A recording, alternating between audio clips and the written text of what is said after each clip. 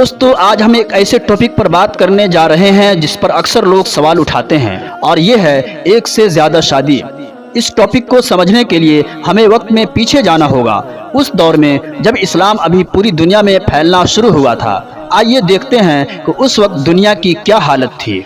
इस्लाम के आने से पहले की दुनिया में औरत की हालत बहुत खराब थी। हिंदुस्तान में औरत की कोई अपनी मर्जी नहीं होती थी। वालिदैन जिस लड़के से चाहते उसकी शादी कर देते, और बाप नसीहत करता कि अब उस घर से तुम्हारा जनाजा ही निकलेगा। अगर शौहर मर जाता तो या तो औरत उसके साथ जिंदा जल जाती, जिसे सत्ती कहते थे, या फिर सारी उम्र अकेली रहती। दूसरी शादी का तो सवाल ही पैदा नहीं होता था। कभी कभी तो शौहर के तमाम भाइयों की वो मुश्तरका बीवी बन जाती थी। ईरान में तो हालात और भी बुरे थे। माँ, बहन या बीवी में कोई फर्क नहीं था। औरत को हर मर्द की मुश्तरका मीरास समझा जाता था। मर्द बगैर किसी निकाह या मुहर के जिस औरत से चाहता जिनसी ताल्लुक कायम कर लेता। अरब के जाहिली मुआशरे में भी औरत की कोई इज्जत नहीं थी। यतीम बच्चियों की विरासत हड़पने के लिए उनके चचाजाद भाई उनसे शादी कर लेते थे। उन्हें न मुहर देते और न ही उनसे अच्छा सलूक करते। मर्दों के लिए शादियां और तलाकें बहुत आम थी। अगर कोई मर्द अपनी बीवी से ताल्लुकात न कायम करने की कसम खा लेता तो उसे न तलाक देता और न ही उसे छोड़ता। यूं औरत सारी उम्र हवा में लटकी रहती। जब कोई शौहर मर जाता तो उसके बड़े बेटे को हक होता कि वह अपने बाप की बीवी को अपनी मिल्कियत बना ले।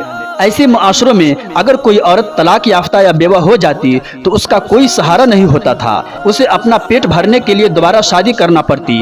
वो बेसहारा औरत जिसके हाथ लगती वो उसे लोंडी बनाकर बेच देता, और वह भेड़ बकरी की तरह एक मालिक से दूसरे मालिक के पास जाती रहती।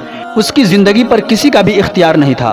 कुछ औरतें तो मजबूरन जिस्म फरोशी का काम करती थी और उसकी निशानी के तौर पर अपने घरों पर झंडा लगा लेती थी। मर्द उन्हें चंद टक्के देकर अपनी हवस पूरी कर लेते थे।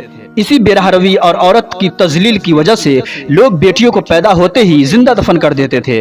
उनकी नजर में बेटी मुआशी बोझ थी और इससे कोई फायदा नहीं था। और फिर इस बेलगाम मुआशरे में इस्लाम एक उम्मीद की किरण बनकर आया।